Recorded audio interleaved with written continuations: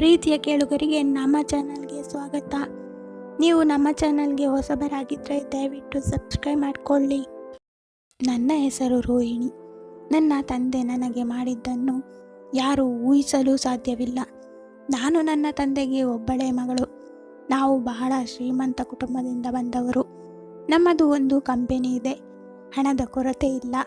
ನಾನು ಬಾಲ್ಯದಿಂದಲೂ ಐಷಾರಾಮಿ ಜೀವನಕ್ಕೆ ಒಗ್ಗಿಕೊಂಡಿದ್ದೇನೆ. ನನ್ನ ಸುತ್ತಲೂ ಸೇವಕರು ಮತ್ತು ಕಾರುಗಳು ಇದ್ದವು. ನಾನು ನನ್ನ ಜೀವನವನ್ನು ತುಂಬ ಚೆನ್ನಾಗಿ ಬದುಕುತ್ತಿದ್ದೆ. ಆದರೆ ಆ ಒಂದು ದಿನ ನನ್ನ ಬದುಕನ್ನೇ ಬದಲಿಸಿತು. ಕೆಲವು ದಿನಗಳಿಂದ ನಮ್ಮ ಕಾರನ್ನು ನಡೆಸೋಕ್ಕೆ ಕೆಲವು ದಿನಗಳಿಂದ ಒಬ್ಬ ಹೊಸ ಡ್ರೈವರ್ ಬಂದಿದ್ದ. ಆ ಡ್ರೈವರ್ ಚಿಕ್ಕವನು, ಆದರೆ ನಾನು ಅವನನ್ನು ಇಷ್ಟಪಡಲಿಲ್ಲ. ಅವನು ತುಂಬ ಪ್ರಶ್ನೆಗಳನ್ನು ಕೇಳುತ್ತಿದ್ದನು. ಎಲ್ಲಿಗೆ ಹೋಗ್ತಿದ್ದೀಯಾ, ಯಾಕೆ ಹೋಗ್ತಿದ್ದೀಯಾ ಅಂತ. ನಮ್ಮ ಅಪ್ಪನೂ ಅಷ್ಟು ಪ್ರಶ್ನೆಗಳನ್ನು ನನಗೆ ಎಂದಿಗೂ ಕೇಳುತ್ತಿರಲಿಲ್ಲ. ಒಂದು ದಿನ ಆ ಡ್ರೈವರ್ ಮಿತಿ ಮೀರಿದಾಗ ನಾನು ಕಪಾಳಕ್ಕೆ ಹೊಡೆದೆ ಮತ್ತು ಅವನನ್ನು ಕೆಲಸದಿಂದ ವಜಾಗೊಳಿಸಿದೆ. ನಮ್ಮಲ್ಲಿ ಡ್ರೈವರ್ಗಳ ಕೊರತೆ ಇರಲಿಲ್ಲವಾದ್ದರಿಂದ ಇದನ್ನು ತಂದೆಗೆ ಹೇಳುವುದು ಅಗತ್ಯವೆಂದು ನಾನು ಭಾವಿಸಲಿಲ್ಲ. ಆದರೆ ನನಗೆ ಮುಂದೆ ನನ್ನ ಜೀವನದಲ್ಲಿ ಏನು ಸಂಭವಿಸುತ್ತದೆ ಎಂದು ನನಗೆ ತಿಳಿದಿರಲಿಲ್ಲ. ಒಂದು ದಿನ ಬೆಳಿಗ್ಗೆ ಎದ್ದಾಗ ಆ ಡ್ರೈವರ್ ನನ್ನ ರೂಮಿನಲ್ಲಿದ್ದ. ಇಷ್ಟು ಭದ್ರತೆಯ ನಡುವೆ ಆ ಡ್ರೈವರ್ ನನ್ನ ಕೋಣೆಗೆ ಹೇಗೆ ಬಂದನೆಂದು ನನಗೆ ತಿಳಿಯಲಿಲ್ಲ. ಬಹುಶಃ ನಾನು ಅವನನ್ನು ಹೊಡೆದಿದ್ದಕ್ಕಾಗಿ ಅವನು ಸೇಡು ತೀರಿಸಿಕೊಳ್ಳಲು ಬಯಸಿದ್ದನು. ನೀನು ಇಲ್ಲಿ ಏನು ಮಾಡುತ್ತಿದ್ದೀಯಾ ಎಂದು ನಾನು ಕೇಳಿದೆ. ನಾನು ನಿನ್ನ ಗಂಡ ಎಂದು ಹೇಳಿದನು. ನಿನ್ನೆ ರಾತ್ರಿ ನಿನ್ನ ತಂದೆ ನನ್ನ ಜೊತೆ ನಿನ್ನ ಮದುವೆ ಮಾಡಿಸಿದ್ದಾರೆ ಎಂದನು. ನಿನಗೆ ಹುಚ್ಚು ಹಿಡಿದಿದೆ ಎಂದು ನಾನು ಹೇಳಿದೆ. ನನ್ನ ತಂದೆ ನಿನ್ನ ಜೊತೆ ನನ್ನ ಮದುವೆ ಮಾಡಿಸುತ್ತಾರಾ ಮತ್ತು ನನಗೆ ಗೊತ್ತಿಲ್ಲದೆ ಮದುವೆ ಆಯಿತಾ? ಆಗ ಅವನು, ನೀವು ಇದನ್ನು ಒಪ್ಪಿಕೊಳ್ಳುವುದಿಲ್ಲ ಎಂದು ನನಗೆ ಗೊತ್ತಿತ್ತು. ಹಾಗಾಗಿ ನಾನು ನಿಮಗೆ ಚಿತ್ರಗಳನ್ನು ತೋರಿಸುತ್ತೇನೆ ಎಂದು ಹೇಳಿದನು. ಮೊಬೈಲ್ನಲ್ಲಿ ನಮ್ಮ ಮದುವೆಯ ಫೋಟೋಗಳನ್ನು ತೋರಿಸಿದನು. ಅವನು ನಿಜ ಹೇಳುತ್ತಿದ್ದನು. ನಾನು ಅವನೊಂದಿಗೆ ಮದುವೆ ಮಂಟಪದಲ್ಲಿ ಕುಳಿತಿದ್ದೆ. ನನಗೆ ಪ್ರಜ್ಞೆ ಇರಲಿಲ್ಲ ಮತ್ತು ಕನ್ಯಾದಾನ ಮಾಡುವ ಚಿತ್ರದಲ್ಲಿ ನನ್ನ ತಂದೆ ಕೂಡ ಇದ್ದರು. ಆ ಚಿತ್ರವನ್ನು ನೋಡಿದರೆ ನನ್ನನ್ನು ತುಂಬ ಪ್ರೀತಿಸಿದ ಅಪ್ಪ ನನ್ನ ಒಪ್ಪಿಗೆ ಇಲ್ಲದೆ ಪ್ರಜ್ಞಾಹೀನ ಸ್ಥಿತಿಯಲ್ಲಿದ್ದ ನನ್ನ ಒಬ್ಬ ಡ್ರೈವರ್ ಜೊತೆ ಮದುವೆ ಮಾಡಿಸಬಹುದೆಂದು ನನಗೆ ನಂಬಲಾಗಲಿಲ್ಲ. ನಾನು ಆ ಕ್ಷಣದಲ್ಲಿ ನನ್ನ ತಂದೆಯ ಬಳಿಗೆ ಹೋದೆ. ಅಪ್ಪ, ಇದೆಲ್ಲ ಏನು? ಇದು ನಾಟಕವಾ ಎಂದು ಕೇಳಿದೆ. ನೀನು ನನ್ನನ್ನು ಈ ಡ್ರೈವರ್ಗೆ ಮದುವೆ ಮಾಡಿಕೊಟ್ಟಿದ್ದೀಯಾ, ಅದು ಕೂಡ ನನಗೆ ಪ್ರಜ್ಞೆ ತಪ್ಪಿಸಿ. ಇದೆಲ್ಲ ನನ್ನ ಜೊತೆ ನೀನು ಹೇಗೆ ಮಾಡಲು ಸಾಧ್ಯ ಎಂದೆ. ಆಗ ಅಪ್ಪ, ನಾನು ತುಂಬಾ ಅಸಹಾಯಕನಾಗಿದ್ದೇನೆ ಎಂದರು. ಅಸಹಾಯಕ? ನಾವು ಅಸಹಾಯಕರಾಗಿದ್ದೇವೆಯೇ? ಇಷ್ಟು ಶ್ರೀಮಂತರಾಗಿದ್ದೇವೆ ನಾವು. ಇವನ ಮುಂದೆ ನಾವು ಹೇಗೆ ಅಸಹಾಯಕರಾಗಬಹುದು? ಆಗ ಡ್ರೈವರ್ ಹೇಳಿದ, ಎಚ್ಚರಿಕೆಯಿಂದ ಮಾತನಾಡು. ಈಗ ನಾನು ನಿನ್ನ ಗಂಡ. ನಾನು ಹೇಳಿದೆ, ಈಗ ನಾನು ಈ ಮದುವೆಯನ್ನು ಒಪ್ಪಿಕೊಳ್ಳುವುದಿಲ್ಲ. ಇದು ಯಾವ ರೀತಿಯ ಮದುವೆ? ಇದು ನನ್ನ ಇಷ್ಟಕ್ಕೆ ವಿರುದ್ಧವಾಗಿದೆ. ಇದು ನಿಮ್ಮ ತಂದೆಯ ಆಸೆ ಎಂಬುದು ಈ ಚಿತ್ರದಲ್ಲಿ ಸ್ಪಷ್ಟವಾಗಿ ಗೋಚರಿಸುತ್ತದೆ ಎಂದರು. ಅವನು, ಈಗ ನನ್ನೊಂದಿಗೆ ಬಾ ಎಂದನು. ನಾನು ಎಲ್ಲಿಗೆ ಬರಲಿ? ಇದು ನನ್ನ ಮನೆ ಎಂದು ಹೇಳಿದೆ. ಇಲ್ಲ, ನೀನು ನನ್ನ ಹೆಂಡತಿ ಮತ್ತು ಈಗ ನೀನು ನನ್ನೊಂದಿಗೆ ವಾಸಿಸುತ್ತೀಯ ಎಂದು ಹೇಳಿದನು. ನೀವು ಒಪ್ಪದಿದ್ದರೆ ಈ ಚಿತ್ರ ಮಾಧ್ಯಮಗಳಲ್ಲಿ ವೈರಲ್ ಆಗುತ್ತದೆ. ನನ್ನ ತಂದೆ ಮೌನವಾಗಿ ಈ ಎಲ್ಲ ನಾಟಕಗಳನ್ನು ನೋಡುತ್ತಿದ್ದರು. ನನ್ನ ಕೈಯನ್ನು ಗಟ್ಟಿಯಾಗಿ ಹಿಡಿದು ಎಳೆದಾಡತೊಡಗಿದ. ನಮ್ಮ ಮನೆಯಲ್ಲಿ ನನಗೆ ಅಷ್ಟು ಭದ್ರತೆ ಇತ್ತು, ಆದರೆ ಯಾರೂ ಅವನನ್ನು ತಡೆಯಲಿಲ್ಲ. ನನ್ನ ತಂದೆಯೂ ದೆವ್ವದಂತೆ ನಿಂತು ಬಿಟ್ಟಿದ್ದರು. ಆದರೆ ನಾನು ಯಾಕೆ ಅಳುತ್ತಿದ್ದೆ ಮತ್ತು ಆ ಡ್ರೈವರ್ ನನ್ನ ಕೈಯನ್ನು ಎಳೆದುಕೊಂಡು ಹೋಗುತ್ತಿದ್ದನು? ನನ್ನ ಅಪ್ಪ ಯಾಕೆ ಅಸಹಾಯಕರಾಗಿದ್ದರು ಎಂದು ನನಗೆ ತಿಳಿದಿರಲಿಲ್ಲ. ಆದರೆ ಇದೆಲ್ಲದರ ನಡುವೆ ನನ್ನ ಜೀವನದಲ್ಲಿ ಒಂದು ದೊಡ್ಡ ತಮಾಷೆ ಸಂಭವಿಸುತ್ತಿದೆ. ಅವನು ನನ್ನನ್ನು ಅವನ ಮನೆಗೆ ಕರೆದೊಯ್ದನು. ಅದು ಮನೆಯಲ್ಲ, ಒಂದು ಪಂಜರವಿತ್ತು. ಚಿಕ್ಕ ಕೋಣೆ. ಬಾತ್ರೂಮಿಗೂ ಕೋಣೆಯಿಂದ ಹೊರಗೆ ಹೋಗಬೇಕಿತ್ತು. ಈಗ ಇದೇ ನಿನ್ನ ಮನೆ ಎಂದು ಹೇಳಿದನು. ಇಲ್ಲಿಯೇ ನಾವು ಬದುಕಬೇಕು ಮತ್ತು ತಿನ್ನಬೇಕು. ಹತ್ತಿರದಲ್ಲಿ ಅನೇಕ ಕೋಣೆಗಳಿದ್ದವು ಮತ್ತು ಜನರು ಸಹ ವಾಸಿಸುತ್ತಿದ್ದರು. ನಾನು ಅಂತಹ ಸ್ಥಳಕ್ಕೆ ಬರುತ್ತೇನೆಂದು ನನಗೆ ತಿಳಿದಿರಲಿಲ್ಲ.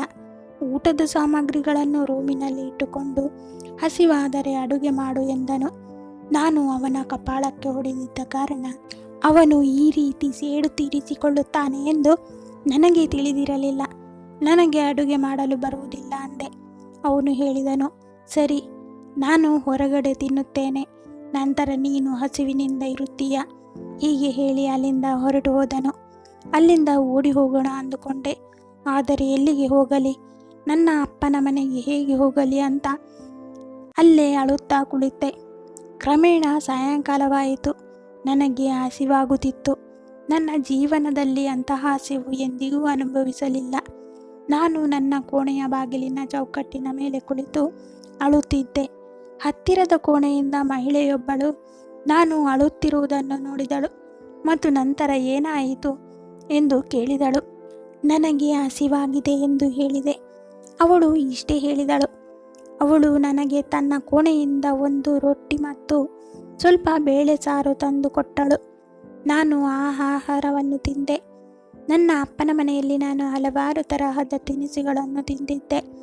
ಆದರೆ ಆ ರೊಟ್ಟಿ ಮತ್ತು ಬೇಳೆ ಸಾರು ತಿಂದ ನಂತರ ಸಿಕ್ಕ ಅನುಭವ ದೇವರನ್ನು ಕಂಡಂತೆ ಭಾಸವಾಗುತ್ತಿತ್ತು. ನಂತರ ರಾತ್ರಿ ಆಯಿತು ಮತ್ತು ಅವನು ಹಿಂತಿರುಗಿದನು. ಬಂದ ಕೂಡಲೇ ರೂಮಿನ ಬಾಗಿಲು ಮುಚ್ಚಿದನು. ಅವನು ನನ್ನ ಮೇಲೆ ಬಲವಂತ ಮಾಡಬಹುದೆಂದು ನಾನು ಹೆದರುತ್ತಿದ್ದೆ. ಆದರೆ ಅವನು ಒಂದು ಮೂಲೆಯಲ್ಲಿ ಶಾಂತವಾಗಿ ಮಲಗಿದನು. ಅಷ್ಟು ದೊಡ್ಡ ಅರಮನೆಯಿಂದ ಬಂದು ಈ ಸಣ್ಣ ಕೋಣೆಯಲ್ಲಿ, ಮತ್ತು ಅದು ಕೂಡ ಈ ಡ್ರೈವರ್ ಜೊತೆ ಹೇಗೆ ಇರಲಿ? ಇನ್ನು ಇದನ್ನೆಲ್ಲ ಸಹಿಸುವುದಿಲ್ಲ ಎಂದುಕೊಂಡೆ. ಆ ರಾತ್ರಿ ನಾನು ನಿದ್ದೆ ಮಾಡಲಿಲ್ಲ ಮತ್ತು ಅವನು ಬೆಳಿಗ್ಗೆ ಏಳುವ ಮೊದಲೇ ಕೋಣೆಯಿಂದ ಓಡಿ ಹೋದೆ. ನಂತರ ನಾನು ಸ್ನೇಹಿತನ ಸ್ಥಳಕ್ಕೆ ಹೋದೆ.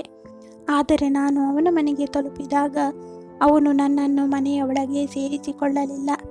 ಯಾರಾದರೂ ನಿನಗೆ ಸಹಾಯ ಮಾಡಿದರೆ ಫಲಿತಾಂಶವು ಉತ್ತಮವಾಗಿರುವುದಿಲ್ಲ ಎಂದು ನಿಮ್ಮ ತಂದೆಯಿಂದ ಕರೆ ಬಂದಿದೆ ಎಂದು ಹೇಳಿದನು. ಅವನು ನನ್ನ ಮುಖದ ಮೇಲೆ ಬಾಗಿಲು ಮುಚ್ಚಿದನು. ನಾನು ಆ ಕೋಣೆಗೆ ಹಿಂತಿರುಗುವುದಿಲ್ಲ ಎಂದು ನಾನು ಭಾವಿಸಿದೆ. ಆದರೆ ಇದೀಗ ನನಗೆ ಸುರಕ್ಷಿತ ಸ್ಥಳವಿಲ್ಲ ಎಂದು ಕೆಲವೇ ಗಂಟೆಗಳಲ್ಲಿ ನಾನು ಅರಿತುಕೊಂಡೆ. ಹಾಗಾಗಿ ನಾನು ಅಲ್ಲಿಗೆ ಹಿಂತಿರುಗಿದೆ. ನನ್ನನ್ನು ನೋಡುತ್ತಾ, ನಾನು ಏಕೆ ಹಿಂದಿರುಗಿದೆ ಎಂದು ಕೇಳಿದನು. ನನ್ನಿಂದ ನಿನ್ನನ್ನು ಯಾರೂ ರಕ್ಷಿಸಲಾರರು. ನಾನು ಹಿಂದೆಂದೂ ಅಂತಹ ಅಸಹಾಯಕತೆಯನ್ನು ಅನುಭವಿಸಿರಲಿಲ್ಲ. ನಾನು ಅಲ್ಲಿ ನನ್ನ ಜೀವನವನ್ನು ಅದೇ ರೀತಿಯಲ್ಲಿ ಕಳೆಯುತ್ತಿದ್ದೆ. ನಾನು ಅಲ್ಲಿಯೇ ಇದ್ದು 10 ದಿನವಾಗಿತ್ತು. ನನಗೆ ಅಡುಗೆ ಮಾಡಲು ಸಾಧ್ಯವಾಗಲಿಲ್ಲ. ನನ್ನ ಅನುಕೂಲಕ್ಕೆ ತಕ್ಕಂತೆ ಆಹಾರವನ್ನು ತಿನ್ನಲು ಪ್ರಯತ್ನಿಸುತ್ತಿದ್ದೆ. ಆಮೇಲೆ ಒಂದು ದಿನ ತಲೆ ಸುತ್ತು ಬಂದು ಕೆಳಗೆ ಬಿದ್ದೆ ಮತ್ತು ನನಗೆ ಪ್ರಜ್ಞೆ ಬಂದಾಗ ನಾನು ನನ್ನ ತಂದೆಯ ಮನೆಯಲ್ಲಿದ್ದೆ. ನನ್ನ ತಂದೆ ನನ್ನ ಎದುರಿಗಿದ್ದರು. ಅವರನ್ನು ನೋಡಿಯೇ ನನಗೆ ಕೋಪ ಬಂದಿತು. ನನ್ನನ್ನು ಇಲ್ಲಿಗೆ ಏಕೆ ಕರೆತಂದಿದ್ದೀರಿ? ನನ್ನನ್ನು ಅಲ್ಲಿ ಸಾಯಲು ಏಕೆ ಬಿಡಲಿಲ್ಲ ಎಂದು ನಾನು ಹೇಳಿದೆ. ಆ ರೂಮಿನಲ್ಲಿ ಡ್ರೈವರ್ ಕೂಡ ಇದ್ದ. ಅಪ್ಪ ಹೇಳಿದರು, ಮಗ, ನಾನು ನಿನಗೆ ತುಂಬ ಹೇಳಿದೆ, ಆದರೂ ನೀನು ನನ್ನ ಮಾತನ್ನು ಕೇಳಲಿಲ್ಲ. ಆದ್ದರಿಂದ ನಾನು ಈ ವಿಧಾನವನ್ನು ಅಳವಡಿಸಿಕೊಳ್ಳಬೇಕಾಯಿತು. ಕಳೆದ 10 ದಿನಗಳಲ್ಲಿ ನೀವು ತೊಂದರೆಗೀಡಾದ ವಾತಾವರಣದಿಂದ ನಾನು ಇಷ್ಟೆಲ್ಲ ಶ್ರೀಮಂತಿಕೆಯನ್ನು ಗಳಿಸಿದ್ದೇನೆ. ಇದೆಲ್ಲವನ್ನು ರಚಿಸಿದ್ದೇನೆ. ಇದೆಲ್ಲವನ್ನು ನೀನು ಹಾಗೆ ಪಡೆದಿದ್ದರಿಂದ ನಿನಗೆ ಇದರ ಬಗ್ಗೆ ಗೌರವವಿಲ್ಲ. ನೀನು ಸದಾ ಮದ್ಯದ ಪ್ರಭಾವದ ಅಡಿಯಲ್ಲಿ ಉಳಿಯುತ್ತೀಯಾ? ನಮ್ಮ ಮನೆಯಲ್ಲಿ ಕೆಲಸ ಮಾಡುವವರನ್ನು ನೀನು ಮನುಷ್ಯರೆಂದು ಪರಿಗಣಿಸುವುದಿಲ್ಲ. ನನ್ನಿಂದ ಬಚ್ಚಿಟ್ಟು ಇಷ್ಟು ಜನರನ್ನು ಕೆಲಸದಿಂದ ವಜಾ ಮಾಡಿದ್ದೀಯಾ? ಕೆಲಸ ಏನು ಎಂದು ನಿನಗೆ ತಿಳಿದಿದೆಯೇ? ಬಹುಶಃ ಈ 10 ದಿನಗಳಲ್ಲಿ ಕುಟುಂಬವು ಹೇಗೆ ಕಾರ್ಯನಿರ್ವಹಿಸುತ್ತದೆ ಎಂಬುದರ ಕುರಿತು ನೀನು ಏನನ್ನಾದರೂ ಕಲಿತಿರಬಹುದು. ಇವನು ಆರ್ಯನ್, ಡ್ರೈವರ್ ಅಲ್ಲ. ಇವನು ನನ್ನ ಸ್ನೇಹಿತ ಮತ್ತು ದೊಡ್ಡ ಉದ್ಯಮಿ ರತನ್ ಅವರ ಮಗ. ಅವನು ನಿನ್ನನ್ನು ಮದುವೆಯಾಗಲು ಬಯಸಿದನು.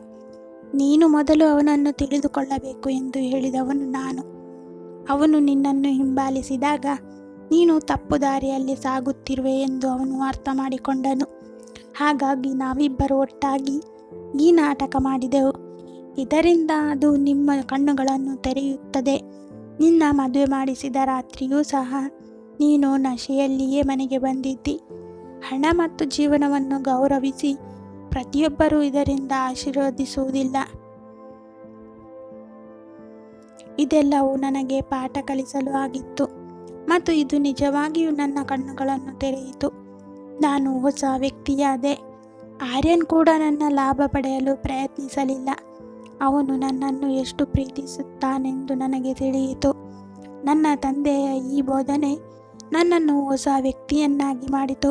ಈ ಕತೆ ಇಷ್ಟ ಆಗಿದ್ದರೆ ಲೈಕ್ ಮಾಡಿ, ಶೇರ್ ಮಾಡಿ, ಸಬ್ಸ್ಕ್ರೈಬ್ ಮಾಡಿದವರು ದಯವಿಟ್ಟು ಸಬ್ಸ್ಕ್ರೈಬ್ ಮಾಡಿಕೊಳ್ಳಿ. ಧನ್ಯವಾದ.